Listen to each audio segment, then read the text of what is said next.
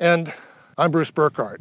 But just for a moment, let's call it this North American land, because this week I'm coming to you from Mexico, about 30 miles south of the Arizona border. And not too many years ago, this place would have been underwater, because this is where the Colorado River used to flow.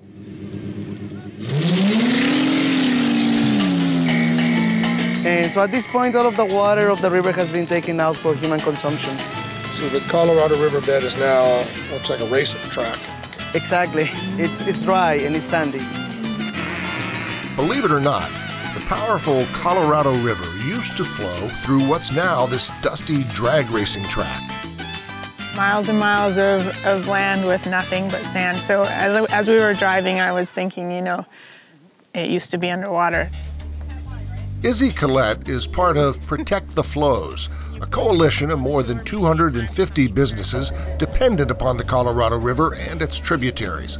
Several members traveled to Mexico to see what they hope is not their future. It's a far cry from what they experience back home. Are you excited? Very, yeah. It's going to be amazing. Back home with her kayak rental business in the shadow of the Hoover Dam, Collette depends upon the Colorado for her business, but knows that's only part of the equation. Healthy flows in the river affect a lot of things, so not only the livelihood of people in Las Vegas, it affects the ecosystem and the wildlife.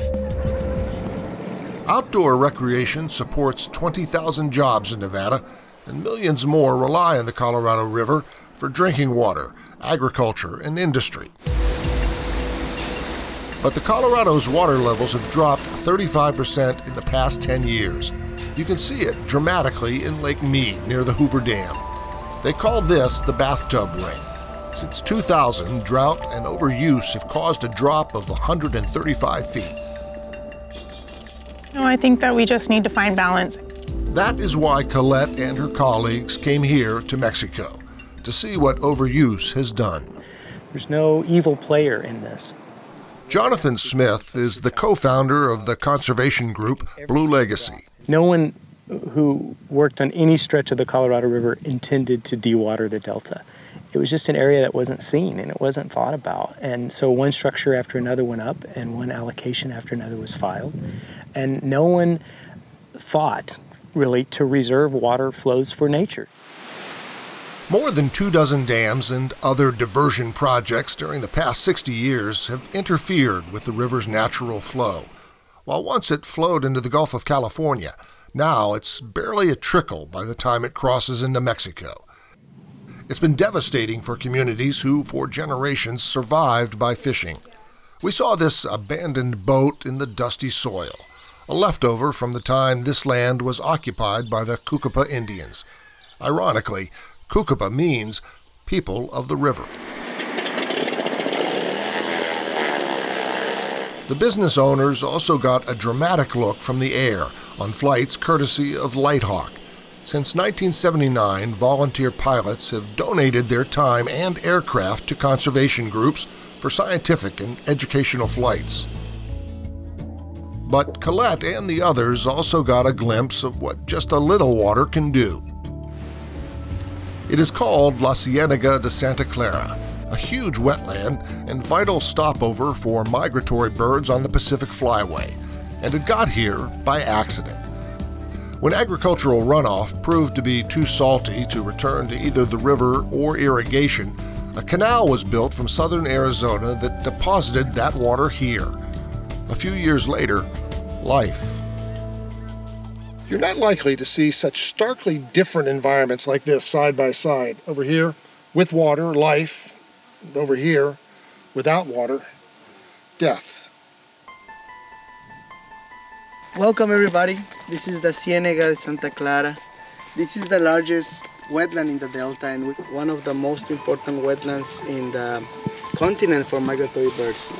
What sprung up from that water that no one really wanted is now known as the Accidental Eden.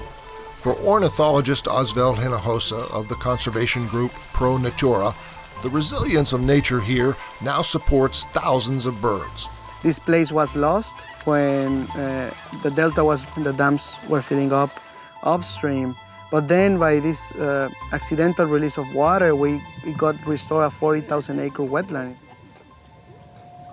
How does this wetlands affect your economy? So yeah, it creates probably about 40, 50 jobs for these communities. And it's a great income. Most of the tourism is coming from the U.S. And every winter we get 150,000 shorebirds just here in the Cienega.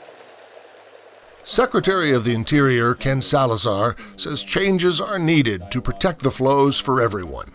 You know, our attitudes about rivers as a public really have changed in the last 25 years, where there's now a recognition that there are values that are very important values, economic values, intrinsic to keeping some water in the flow of the river.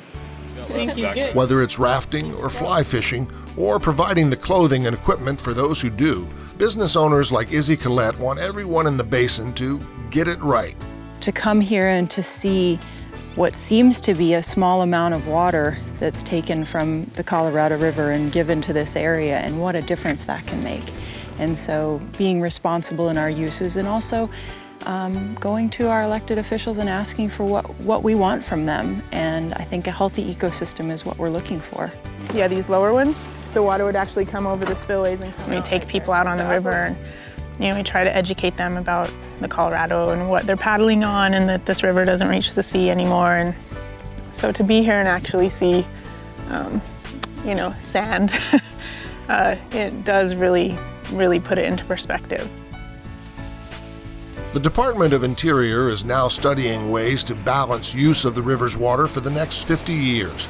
Collette and others have visited Washington to advocate for protecting the flows. But I think that finally the tide is turning.